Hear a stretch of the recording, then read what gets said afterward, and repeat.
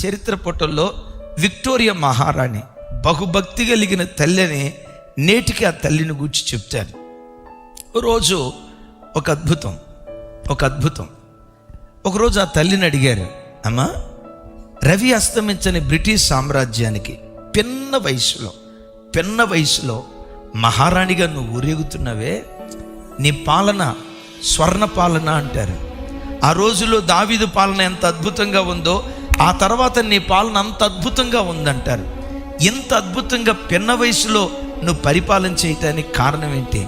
నీ విజయ రహస్యం ఏంటో చెప్తావా అని ఆ తల్లిని అడిగితే, అడిగిన వాళ్ళందరినీ రెండయ్యా నేను చూపిస్తా అని తన ప్రార్థన గదిలోకి తీసుకెళ్ళిందట.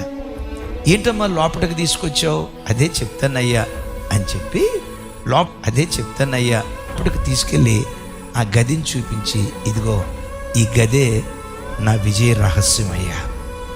ఏంటమ్మా ఈ గది? ఏమి లేదే ఇక్కడ. ఈ గదిలో దేవుని సన్నిధిలో ప్రార్థిస్తాను, ప్రార్థన ద్వారానే దేవుడు నాకు విజయాన్ని ఇచ్చాడు. చిన్న వయసులో ప్రార్థన ద్వారా సొలొమోనుకి ఏ జ్ఞానం ఇచ్చాడో, ఈ ప్రార్థన ద్వారానే దేశాలను ఎలా పరిపాలన చేయాలో ఆ జ్ఞానం దేవుడు నాకు ఇచ్చాడు. ఒకవైపు ప్రార్థన, రెండవది అదిగో పరిశుద్ధ గ్రంథం బైబిల్ అక్కడ ఉంది కదా, ప్రార్థన బైబిల్, ఈ రెండు నా విజయ రహస్యాలు అని చెప్తే నేను విన్నాను. నిజమో కాదో తెలియదు. ఇప్పుడు నేను చెప్పబోయే మాట నేను విన్నాను. ఆ తల్లి ప్రార్థన చేసుకుని ఆ ప్రార్థనా స్థలం ఎక్కడైతే పదే మోకరిస్తుందో, మోకరించే స్థలంలో 2 గుంటలు పడ్డాయట. గుంటలు.